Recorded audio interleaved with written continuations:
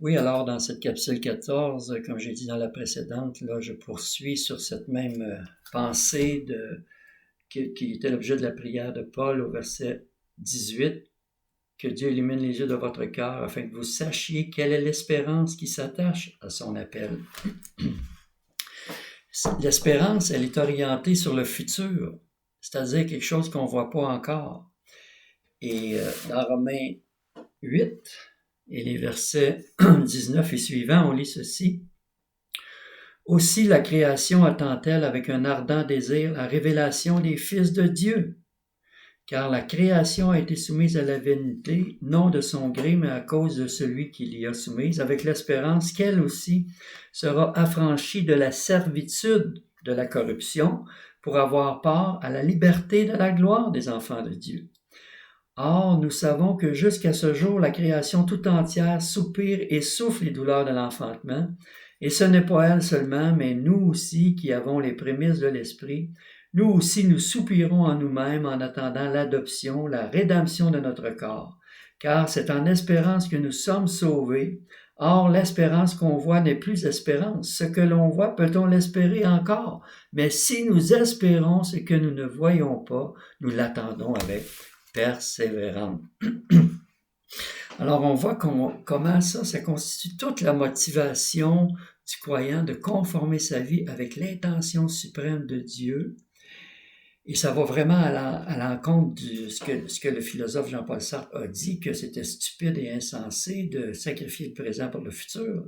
La Bible va tout dans le sens contraire. Et c'est important pour nous de conformer notre vie avec l'intention suprême, parce que même la création attend après ça. Il est dit au verset 19 dans Romains 8 que la création attend avec un ardent désir la révélation des fils de Dieu. Et au verset 21, ça dit elle aussi, avec l'espérance qu'elle aussi sera affranchie de la servitude de la corruption pour avoir part à la liberté de la gloire des enfants de Dieu. C'est pour ça que plus tard, dans Éphésiens 4, verset 12, 13 suivants, 11, 12, 13 et suivants, ça va devenir si important de comprendre que Dieu a donné les ministères pour le perfectionnement des saints en vue de l'œuvre du ministère. Il y a un ministère que les saints et l'Église ont à faire, jusqu'à ce que nous soyons tous parvenus à l'unité de la foi, à la connaissance du Fils de Dieu, à l'état d'homme fait, à la stature parfaite de Christ. La création attend après cette manifestation-là.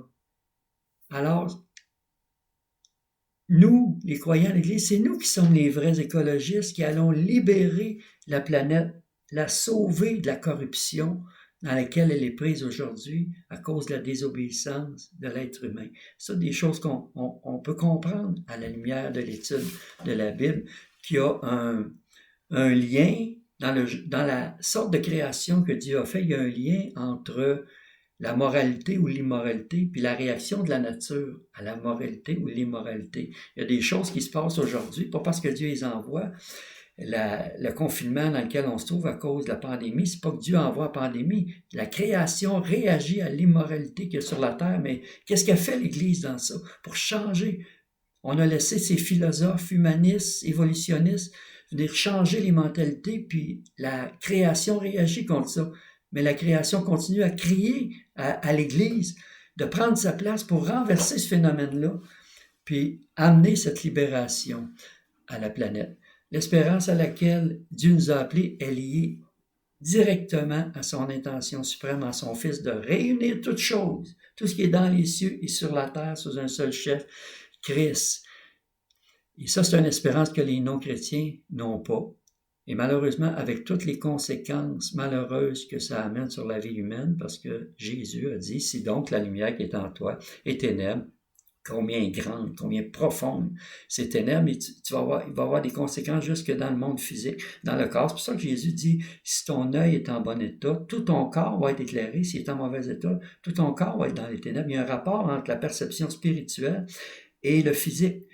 Et dans le monde médical, on appelle ça des maladies psychosomatiques parce que on est des êtres à 3 dimensions, esprit, âme et corps. Puis quand notre âme, le psychique, est mal éclairée parce qu'il n'y a pas la lumière de l'Esprit de Dieu à notre esprit né de nouveau, ça a un effet jusque dans le physique, jusque dans notre corps. Et le monde Le monde est malade. Alors, maintenant, on sait comment désengorger les hôpitaux, comment retrouver le chemin de la santé, parce que je vais terminer avec ce passage-là, qui est bien connu dans le livre de l'apôtre Pierre, 1 Pierre 2, et versets 24 et 25, ça dit, parlant de Jésus, lui qui a porté lui-même nos péchés en son corps sur le bois, afin que, mort au péché, nous vivions pour la justice, lui par les meurtrissures duquel vous avez été guéris, car vous étiez comme des brebis errantes, mais maintenant, vous êtes retournés vers le pasteur et le gardien de vos âmes. Alors, on a le remède pour les maux de l'humanité. Si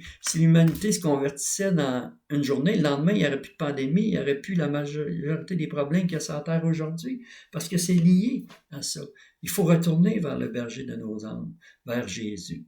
Sinon, le diagnostic de Jésus demeure, c'est donc la lumière qui est en toi est ténèbres, combien profonde ces ténèbres. Mais Dieu appelle un changement sur la planète. Jésus est au ciel, il règne déjà présentement, ça fait 2000 ans, il travaille en collaboration avec l'Église et on doit avoir cette vision confiante que l'œuvre de Christ à la croix est plus puissante que le péché d'Adam et que l'œuvre de Christ a la puissance de renverser les conséquences du péché d'Adam et d'amener l'humanité vers son salut. Mais c'est à l'Église que l'appel est adressé et on va le voir de plus en plus à mesure qu'on avance dans cette lettre de l'Épître aux Éphésiens. Donc, on se revoit à la prochaine capsule.